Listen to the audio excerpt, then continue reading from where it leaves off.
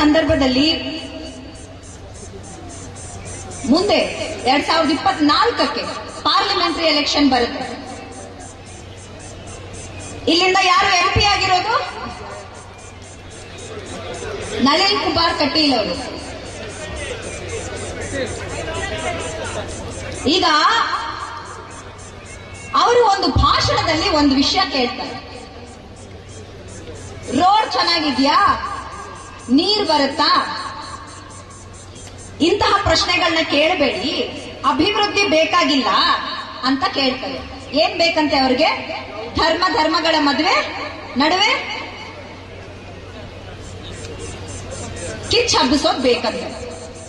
ಅಂತಹ ಪ್ರಶ್ನೆ ಕೇಳಿ ಅಂತಾರೆ. ಕೋಮು ಗಲಭೆಯ ಪ್ರಶ್ನೆಗಳನ್ನ ಕೇಳಿ, ಅಭಿವೃದ್ಧಿ ಬಗ್ಗೆ ಕೇಳಬೇಡಿ. ಯಾಕೆಂದ್ರೆ ಇವರಿಗೆ ಯೋಗ್ಯತೆ ಇಲ್ಲ ಅಭಿವೃದ್ಧಿ ಮಾಡೋದನ್ನ. ದೇಶದಲ್ಲಿ 28 ಪಾರ್ಲಿಮೆಂಟರಿ ಸೀಟ್ ಅಲ್ಲಿ 25 ಜನ ಬಿಜೆಪಿ ಎಂಪಿಗಳಿದ್ದಾರೆ, ಗೊತ್ತಾ ನಿಮ್ಗೆ?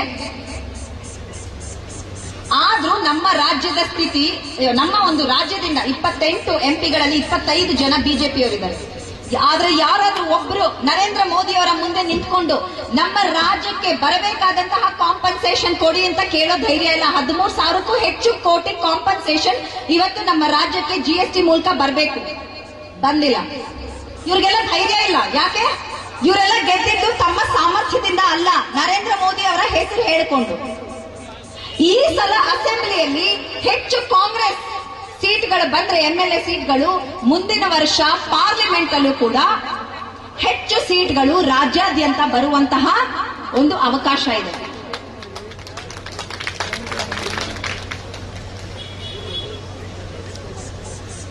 ಇವತ್ತು ಈ ಕೆಲಸ ಮಾಡಿಲ್ಲ ಅಂದ್ರೆ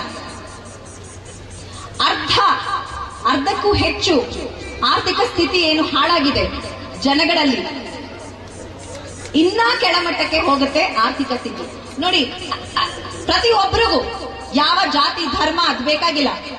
ಬೇಕಾಗಿರೋದು ಮೊದಲು ಊಟ, ನಿಮ್ಮ ಮಕ್ಕಳಿಗೆ ಶಿಕ್ಷಣ,